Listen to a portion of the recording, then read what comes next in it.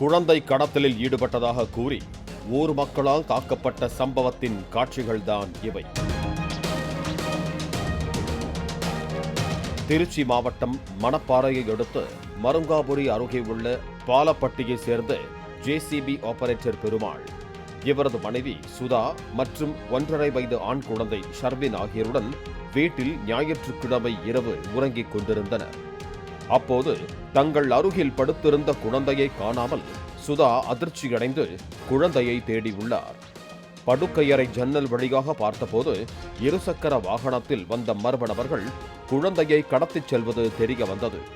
இதனை கண்டு சுதா சப்தம் போட்டு கூச்சலிட்டதால் அக்கம் பக்கத்தினர் அந்த இருசக்கர வாகனத்தை விரட்டிக் கொண்டு கடத்தல்காரர்களை பின்தொடர்ந்தனர். ஊரார் தங்களை விரட்டுவதை அறிந்த கடத்தல் கும்பல் சுடுகாட்டு அருகே குழந்தையை இறக்கி விட்டுவிட்டு தப்பிச் சென்றது. குழந்தை ஷர்வின் பத்திரமாக மீட்கப்பட்டான். வீட்டிற்கு வந்து பார்த்தபோது குழந்தை மீது சிறு சிறு கீறல்கள் காணப்பட்டன. கழுத்தில் கிடந்த தங்க தாயத்து திருடப்பட்டிருப்பது தெரிய வந்தது.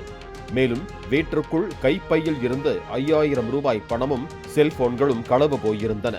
காற்றுக்காக கதவை திறந்து வைத்துவிட்டு தூங்கிய நிலையில் நள்ளிரவில் வீட்டிற்குள் புகுந்த கொள்ளையர்கள் பணம், செல்போனை திருடிக் கொண்டு சப்தம் கேட்டு விழித்த குழந்தையையும் தூக்கிச் சென்றது தெரிய வந்தது.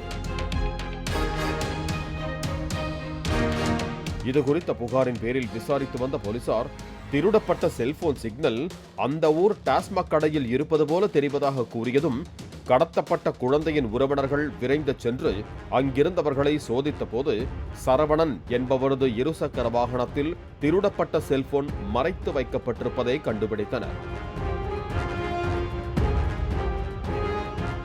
சரவணனை அடித்து உதைத்ததோடு அவரை தேடி வந்த உறவினர்களான முருகேசன், பழனியம்மாள் ஆகியோரையும் கிராம மக்கள் பிடித்து வைத்து நைய புடைத்தனர். தகவல் அறிந்து சம்பவ இடத்திற்கு வந்த வளநாடு காவல்துறையினர் அவர்களை அழைத்துச் செல்ல முயன்றதால் பொதுமக்கள் வாக்குவாதத்தில் ஈடுபட்டனர்.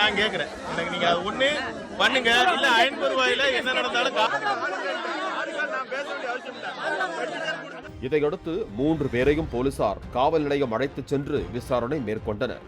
முதற்கட்ட விசாரணையில் குழந்தையை கடத்தி நகை பறிப்பில் ஈடுபட்டது அர்ஜுன், சந்துரு மற்றும் 17 வயது சிறுவன் ஆகிய 3 பேர் என்பதும், அவர்களிடம் இருந்து திருட்டு செல்போனை வாங்கியது சரவணன் என்பதும் தெரிய வந்தது.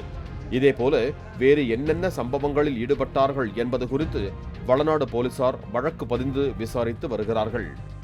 பாலிமர் செய்திகளுக்காக மணப்பாறை செய்தியாளர் வெங்கடேசன்.